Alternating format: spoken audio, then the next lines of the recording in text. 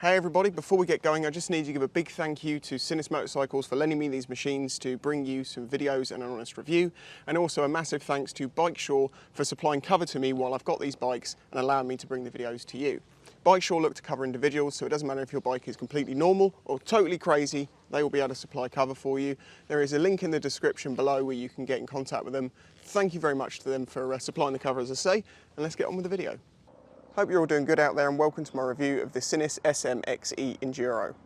So I am producing a video for each one of these bikes, although the first beginning section of it is actually going to be the same, because the truth of it is these two bikes are identical apart from the wheels, to the point that you can, and I have checked this with Sinnis, you can directly switch the wheels backwards and forwards.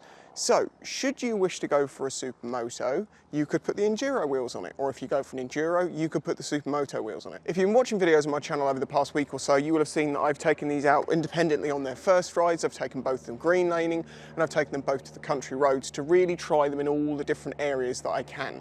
And I've come to a very good conclusion on the bike as a whole and the differences between the two. Okay, well let's look at the common things between them. I'll give you a bit of a closer look of them, show you the controls, and then we'll head out on the road. And obviously, depending on which video you click, depends on which bike I'll be on at the time. So, things these bikes have in common. Both of them cost around £3,500. Yes, that is a lot more than Chinese bikes used to be, but then the Japanese equivalents are also, you know, nearer to £5 these days. I do think you get a lot more bike for your £3,500 compared to, say, for instance, when I got my first Pulse Adrenaline 15 years ago, which was admittedly £1,400. That thing was awful in comparison, truly awful in comparison. Not bad on its own for the price, but compared to these, it's a different world. I'm so proud to see how far these bikes have come. And yeah, the price has gone up with it, but it's still a little lower than the competitors. Also great to see that they're using a Hoesung licensed engine. It's stamped and everything. It's reportedly 14.8 brake horsepower. It isn't the most torquey engine in the world, and it doesn't feel like the fastest engine in the world because, I mean, top speed, as you've seen, 65 miles an hour out of both of these, basically. My old bike in the old days would do 75. Yes, Euro 5's come along, which has really constrained these bikes. But the thing is, compared to other bikes of the same lineage, you know, Euro 5, this is what's happened to the engines. They've had to make them so efficient to pass through the Euro 5, it's actually sort of robbed them of their power. They've still got the power, but it delivers it in a different way. It's more sort of over time and much higher in the revs that you get your peak power. Performance isn't awful by any means. It's great for, you know, any 17-year-old's going to be quite happy with that sort of performance, or even just getting around town. I have a blast on these. Maybe I need to ride my old 125 again to realise it wasn't as fast as I thought it was. Which is something I've said myself in the past to people.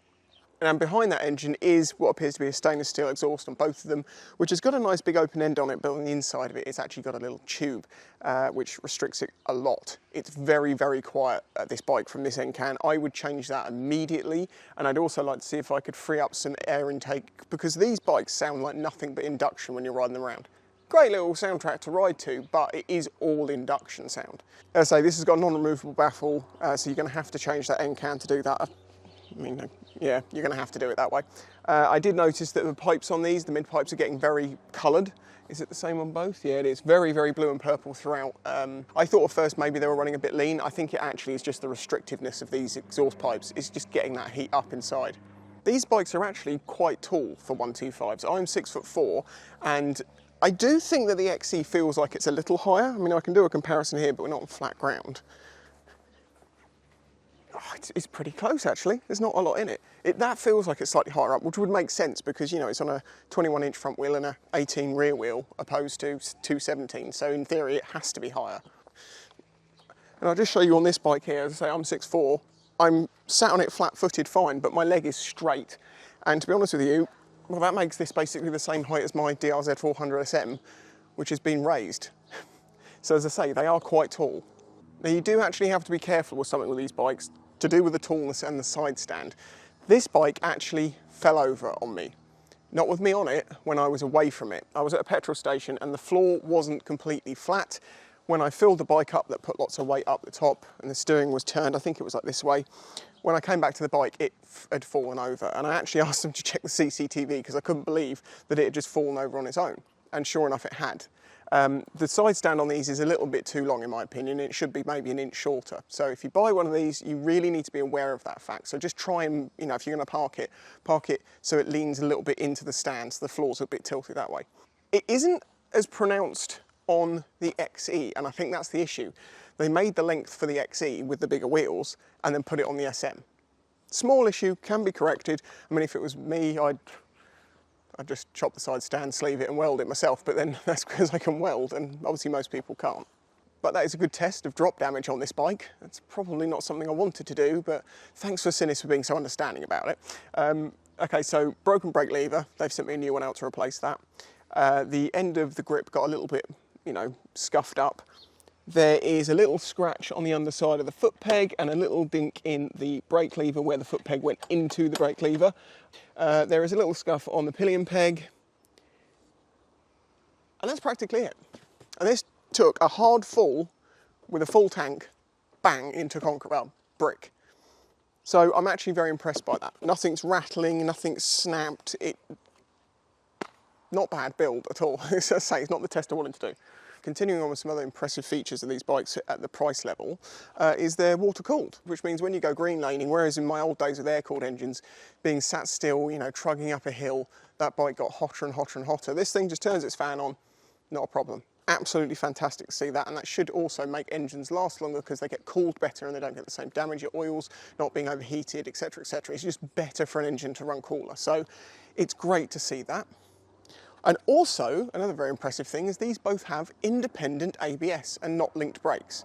That is fantastic. As I say, when I spoke to Sinnis when I got these bikes, with this bike their aim was to give, you know, the 17, 18-year-old new rider everything they want in a bike like this. They want full power, they want a reliable engine, they want to have ABS rather than linked brakes, stuff like that. And they've delivered on that very well for the price. The build quality and the materials used on these is actually really good now. I mean, they are solid sounding bikes. There's no rattle from anything. I mean, the seat's got a tiny bit of movement. Solid. I mean, the plastic guard flexes a bit if you hit it, but you know, these are decently solid bikes. Nothing on it looks too cheap. I recognise a few parts, like the brake lever. I think that's exactly the same as it was on the Pulse Adrenaline many years ago. And for that reason, it means your clutch lever is a little bit floppy. You get that with lots of bikes, but I do wish that that's something they'd put a little bit more effort into, is to upgrade the controls, because the controls are the thing that you touch. Talking of which, the bars. I'd actually prefer these bars to be slightly wider. But then, as I say, I'm 6'4", I'm quite wide, so for me they feel a little bit in, and I'm used to riding Supermoto with big Renthals, but they do have a fat bar on them as standard, so you can just go and buy a set of Renthals, you know, get some decent grips, maybe change the levers, you can change a few bits and pieces and really make this bike your own. As I would absolutely love to take one of these and have a budget and just upgrade it, you know, as I say, bars, levers, grips, exhaust, have a play with the intake, and also maybe experiment with the gearing. That's something that is common between the two of them, as is performance. As I say, top speed's about 65 miles an hour. The gearing on these is a little odd. It's perfectly fine when you get used to it, but like first gear is, and I've shown this in previous videos, so if you want more details on this, please do go and watch those. The idea of my videos is you have the review, which is like the conclusion of everything, but if you'd like to go and watch what I'm talking about, you go to the previous videos. So yeah, anyway, as I'm saying, the gearbox is slightly unusual in the sense that first gear is very short, 15 to 20 miles an hour, bouncing off the rev limiter. Second is a little longer, third is a little longer. Fourth, fifth and sixth, quite close together. Like sixth gear and doing 30, 40 miles an hour and it's just pooting along, it's fine. But you go down a couple of gears and it's not screaming its head off. I feel like this bike has got more potential in there if you adjust that gearing. These can both run on E5 and E10, and I have actually run them on E10 and on E5. And I can't say that I noticed a huge difference between the two fuels in the sense of power or how the bike wanted to run. The seat could do with being just a little bit wider. It's more that bench style seat that made both of the bikes feel like you're very much on top of them, like you feel like you're like this, like on a tricycle. Even on my DRZ SM, I feel like I'm more in it. So when you go through the corners, you're more sort of like within the bike. These you very much feel like you're perched on top of them, and that's one of the things I didn't like about the Husqvarna 701. I've got more used to it and it doesn't seem to affect my riding style like it did before, which is quite good, which shows maybe the Husky 701 needs another try. But I will say that the SM felt a little bit tail high and the suspension is really tough. But the thing is, this suspension has not been adjusted for me. I think I'd probably want to take a couple of winds off the preload on this one to soften up that rear end a little bit.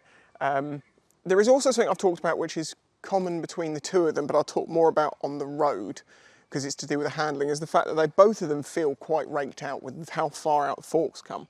That does affect the handling and it is different on two. So now we're getting to the point where I'm starting to talk about the differences. So let's quickly show you the controls of the bikes, maybe give you a quick close-up of a few bits, and then we'll get out on the road and these videos will split off into their own things. Okay, let's start over here with the mirrors. The mirrors aren't bad. They do vibrate around quite a bit because they're so light, but they're actually better than the original Pulse ones, so, you know, fair play. They actually do work. You can see people coming in them. The grips themselves are very much exactly the same grips that came on my bike 15 years ago. It would be nice to see these updated to something a little bit more soft, but again, that's pretty much like all stock grips come. They're these hard, long-wearing things. Clutch lever, as I showed you, there's a little bit of play in that I'm not the biggest fan of, but I've seen it on bigger brands as well and bigger CC bikes. Pass light, high beam, low beam, indicators here, push to cancel. I will say that this is quite sticky on one of these bikes, but that seems to have sorted itself out. These were basically brand new when I was given them. Horn, very loud.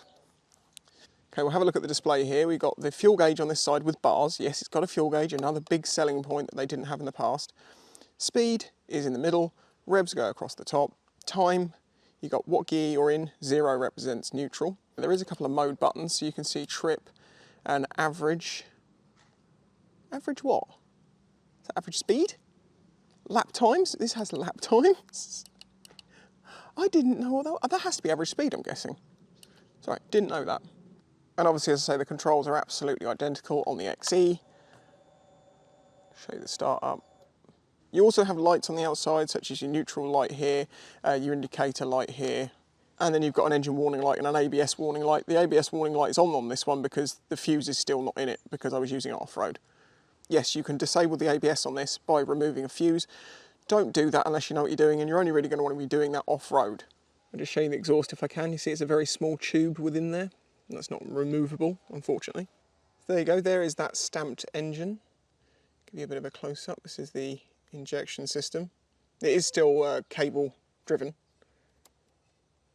This is what I mean about the exhaust. It is many colours all the way down to about here. So it seems to be quite hot. So I'll give you a little look over. The brake calipers look the same ones that have always... Hold on. Should we compare the caliper to one from 15 years ago? Yes, I still have this. I don't know why. So the old caliper looked like this. It's the same caliper 15 years on. If it's not broken, don't fix it. Continuing on our closer look, because people always want to know, as you can see, this all looks good. Nice bolts. What are they made of? 71S. Is that stainless? Kind of looks stainlessy, but it also looks coated. Welds, you know, they don't look bad. I've seen some much worse welds on some large name, large CC bikes, and I'm not kidding. Let's do a comparison between the two bikes. So we've got that weld there, and that weld there, and that's there, and there. It's not bad. Why is the exhaust being tack welded on? Okay, not a problem, you're just going to have to grind that to get this exhaust off, but yeah, the exhaust is tack welded on. Tyres on the SM are nylons, and obviously on 17-inch rims, and the XE's obviously got its 21-inch, 18-inch setup. And I'll talk more about those wheels and tyres, as I say, in the on-road part. Right, we'll get out on the road in just a second, but my conclusion on sort of both of these bikes as a whole is I'm really impressed. Yes, the price has been increased quite a bit, and I was concerned I wouldn't see much in return for that, but having a close look at them, using these bikes, they've delivered on that price. I think anyone who spends that on these won't be disappointed. Also, when you buy these bikes, you get a warranty. You get 1 year's labour warranty, 2 years parts warranty, and a year of roadside assistance. So if you do break down in the first year, they're going to pick you up. They'll pay for the parts and the labour to fix the bike. New things tend to show their problems within the first year, few months even. So once you get past that first year, you're normally into the like you know, if it was going to break, it would have broken by now. Anyway, I'm going to get out on the road now and show you the SM and the XE as individual bikes that they are. But yeah, if I was getting a new bike now, or if it was when I was getting my first 125, I would have been over the moon with this thing, without doubt. Or this one, depending on what you're doing. But that's what we need to talk about next. So yes, now it is time to talk about the SM-XE on its own. Obviously, the only difference between the bikes, as I've said, is the wheels, but they do make a big difference. And I do have to say here that I actually prefer riding the SM. Not because it's got 21-inch wheels necessarily, you know, because I used to be very much a proponent of 17-inch rims on the road. You don't want to use 21/18 on the road, it's not as good. Well, then I had a Zero FX, which had Pirelli Scorpion intermediate off-road tyres on it, bit like these, same sizes, but they were so much better than these tyres are. I honestly don't feel like I can evaluate this bike for how good it could be with these tyres. It might be because of the geometry of them, it might be the aggressiveness of them, it might be because of how big the treads are on the side and how far they stick out, but I actually do prefer the handling of the SM. But let's get going and I'll show you. I mean, let's not forget that for these tyres you do get more grip. So in things like the sand, like this, is really deep, it just tractors its way through it. So obviously, you know, we're now comparing off-road tyres, quite off-roady specific tyres, to road tyres on the road. Of course they're going to do better. For me, it's just a weird handling characteristic, which comes down to the tyres, I'm sure, but when you turn into corners on the road, at certain speeds and at certain angles and ferocities, you might say, that it feels like it wants to turn back on itself. See, it's like here, it's a bit sort of wobbly and vague, and I want to turn in here, that's not so bad.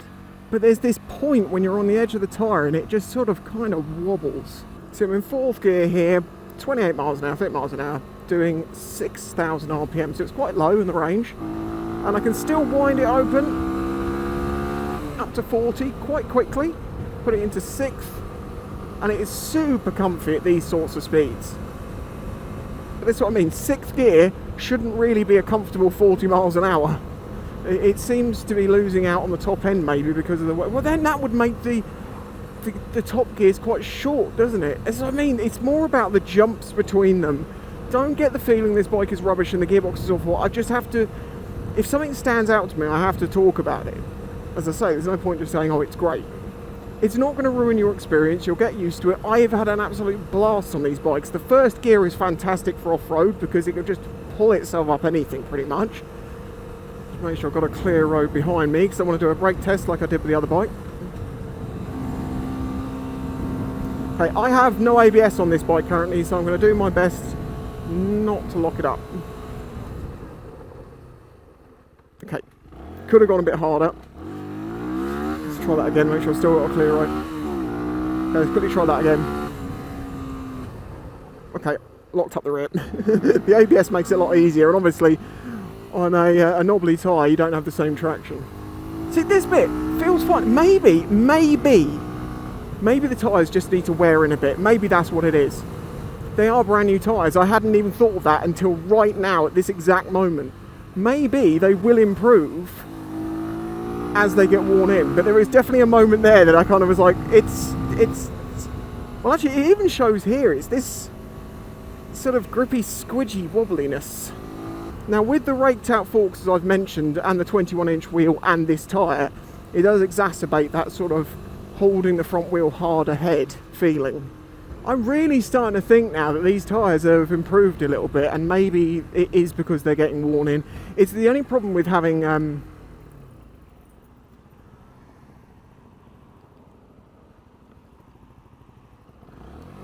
the only problem with only having a bike for, well, I say normally I have a review bike for 2 weeks, and that's great, but I had 2 bikes for 2 weeks, so I only really had them for a week each, and I had to make all the videos while I had them to make sure, you know, I got everything in the can. So I haven't been able to put as many miles on this bike as I normally would, although I put more on this one than I did on the SM, I think, interestingly enough. As I say, I think this bike is absolutely fantastic. I think the SM-R is better for most people, but if you do want to do some green laning, or start doing some green laning, and I seriously advise that you should try it, because it will help keep the lanes open if people use them, but also it's just massive fun. You know, riding your little 125 around is great fun, but you take that on an adventure. You go green laning, you get up some big hill or something, you get through some obstacles, do it with some mates if you can, and you'll have an absolute blast and make some great memories. Some of my best memories on bikes are green laning. The funny little situations you get yourself into. You're stuck half up a hill with your foot under the bike and trying to get it started and trying to get it into gear, and it's honestly, watch some of my videos doing it. Watch my video on this doing it. And the SM. As I did the exact same thing on the SM on the same tyres, and you can do it. But they weren't as good as the tyres on this for off-road. And you know, as I say, as harsh as I may be being to these tyres, they are just tyres that can change, and they may change with wear, but also they're not made for the road, so it's kind of fair. Obviously I'm riding quite tamely around town here, but that was purposeful to show you some of the around town sort of riding characteristics. You can see it does absolutely fine, but if you want to see this bike being ridden quite a lot harder, then as I say, check out my other videos. There's the first ride where I do a top speed run and use it around town. There's also the green laning video where obviously I go green laning, and there's a country road video where I go into the national speed limit and really push this bike as far as I can and find what I think about the handling. As I say, in this video I've suddenly realised that this probably will improve this tyre as it wears. I don't know why that didn't dawn on me until now. I feel like an idiot. I haven't really talked about the suspension much because it's just okay, it's fine. It's absolutely fine for the job, and you know, on the SM-R it's a little firm on the rear, but it can be turned down a bit. And you've seen me take these off-road, hopefully.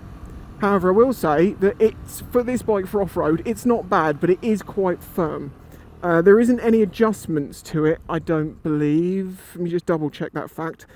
No, these are exactly the same forks as my old Pulse Adrenaline from like 15 years ago. They've got reasonable travel on them, and I've seen people who have, you know, log jumped on this and are using it to do jumps and stuff, and one of the reps from Sinnis says he uses one off-road predominantly, and he has an absolute blast with it, with everything as it is as stock. And that's his background, dirt riding, much more than mine is. So yeah, it's not high-end suspension, but it's good enough. So there you go, there are my thoughts on the SM-XE. The SM-R and the SM-XE, obviously I say, are very much the same bike, but the wheels do make a big difference. Depending on what you want it to do, pick the one you want to go for. If you're predominantly using it off-road, go for this one. If you're going to use it mostly on the road, maybe get the SM. But you've always got, as I say, the option to switch the wheels over, so it doesn't really matter in the long run. This has been an absolute blast. A big thanks to Sinnis for lending me the bikes, obviously. Thanks to Bikesure for helping make this whole series of videos possible by supplying cover for the videos. If you enjoyed the video, please do hit the like button. If there are any more questions that you don't feel like I've answered, please ask in the comments. I'm sure you will anyway. And if you want to help support this channel, then please do consider doing that through Patreon. It's one of the reasons that I can bring such honest videos is because this channel is paid for by the audience, and I am indebted to you to give you honest reviews, and it's also the way that I think things should be done. So if you want to help support this channel that makes it possible, please consider doing that through Patreon. Otherwise, I will catch you in the next one. I actually do have these bikes for a couple more days, so you might get a couple more videos yet. Catch you next time.